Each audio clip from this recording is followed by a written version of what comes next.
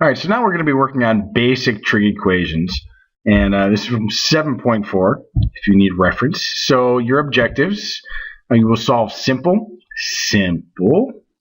trigonometric equations, and you will solve complex trigonometric equations by factoring. Those are your only objectives for this lesson. Let's start with basic trigonometric equations. That's an equation that contains a trig function. Pretty straightforward. And you don't need to know this formula. This is just how it's going to be set up. C is going to be your constant. T is your trig function. And then, of course, theta, that's part of your trig function. So you always want to kind of reduce it to this basic, and this is a basic, very rudimentary. It's obviously not exactly what it's going to look like, but you're going to want your constant on one side. So, for example, this one's already set up like this. Sine of theta equals negative root 2 over 2. Okay, we want to find the solutions in one period. So, one period of sine goes from 0 to 2 pi. All right. In that period, 5 pi over 4 and 7 pi over 4 are solutions.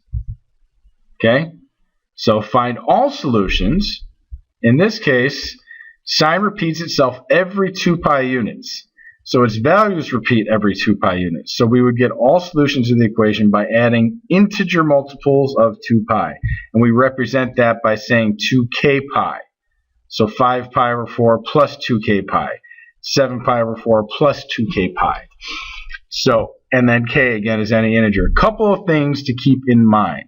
One, sine and cosine both have one period that goes from 0 to 2 pi.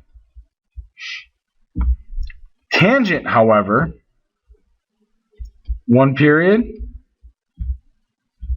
Okay, first of all, this period is 2 pi. One period of tangent is only pi, and it goes from negative pi over 2 to pi over 2. So be aware of that because that's going to affect your answers. Let's try one that's a little bit harder. Tangent of theta minus 2.5 equals 0. And we want 6 specific solutions. So I go ahead and say, get tangent of theta equals 2.5. Just add 2.5 to both sides. Use inverse trig. I get theta equals 1.19. And then I want multiples of pi, since tangent has a period of pi. And the reason why there's not 2 answers, because remember your tangent graph looks like that, right? Not exactly like that, but you got the idea. Okay, tangent looks like this. So there, at any given spot on the y-axis, there's only going to be one spot on the tangent graph that is at that y value. So now we add 5 multiples of pi. So I basically just on my calculator hit plus pi, plus pi, plus pi, plus pi, plus pi to get these numbers, and I rounded to the nearest hundredth.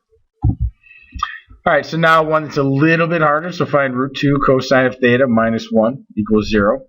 So we go ahead and add 1 to both sides, divide by root 2, so we get cosine of theta equals root 2 over 2, which occurs at pi over 4 and 7 pi over 4. Now it says find all the solutions, so we're going to just take those two numbers where cosine is positive root 2 over 2, because that's the important thing. It's got to be positive. And we're just going to take those two solutions, so this one and this one, and we're going to add this to both of them. And I'll account for all the solutions. Okay, now solving trig equations by factoring. One of the most useful techniques for solving equations, simplifying that sort of thing, in case you need a refresher, it's basically moving all the terms to one side of the equation and set it equal to 0. Factoring with functions is the same as factoring with variables if you can imagine treating the actual trig function the same as you would a variable. So just getting it factored is that way, but solving it a little bit different. So this one, for example, is already factored. Once it's already like this, do not do FOIL on it. So we have tangent of x equals 2. So x equals about 1.10. Over on the other side, we have 16 sine squared of x, and I set it equal to 1. Or you could solve, realize that this is a difference of squares and do 4 sine of x plus 1 times 4 sine of x minus 1. Because what's going to happen is you'll have sine of x equals negative 1/4 for that answer, and sine of x was positive 1/4. I did it a different way over here, but you get the same answer, because what happens is you move the 1 over, divide both sides by 16. You have to square root both sides to get rid of that, and you get sine of x equals plus or minus 1/4. So I've got 3 answers here technically. Not technically, I do have 3 answers here. So x equals plus or minus 0.253. So I have x equals about 1.10 plus 2k pi, and that should actually be pi. Hopefully, again, if you were in class, I put that up there as a trick, but it should only be k pi because the period for tangent is just pi. X equals positive 2.53 plus 2k pi, and x equals negative 0.253 plus 2k pi.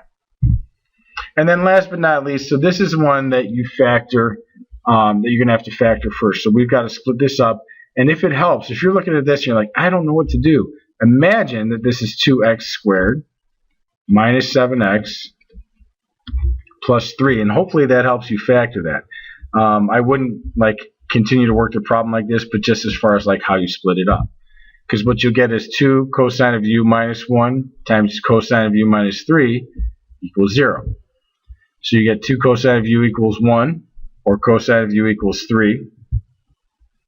So working on the left side, cosine of u equals 1/2.